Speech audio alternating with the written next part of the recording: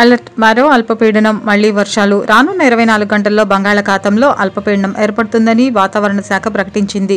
2 రోజుల్లో ఇది వాయుగుండంగా మారుతుందని పేర్కొంది. దీని ప్రభావంతో పశ్చిమ బెంగాల్, ఒడిశా, ఛత్తీస్గఢ్, బీహార్ రాష్ట్రాల్లో విస్తారంగా వర్షాలు పడతాయని తెలిపింది. ఆంధ్రప్రదేశ్పై ప్రభావం స్వల్పంగానే ఉన్నా రాబోయే 3 రోజులు మోస్తరు వర్షాలు కురుస్తాయంది. తేలికపాటి నుండి మోస్తరు వర్షాలు కురిసే అవకాశం ఉందని అమరావతి వాతావరణ శాఖ తెలిపింది. అటు ఈ నెల 20 నుండి అక్టోబర్ మొదటి వారం వరకు కోస్తా జిల్లాలో భారీ వర్షాలు కురవనున్నాయి.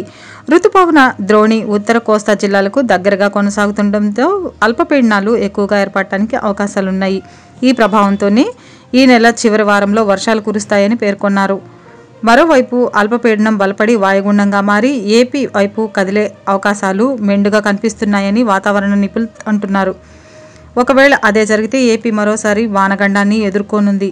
ఇప్పటికే రాష్ట్రంలోని పలు ప్రాంతాల్లో వరదతో జనజీవనం అస్తవ్యస్తం అయ్యి సంగతి తెలిసిందే.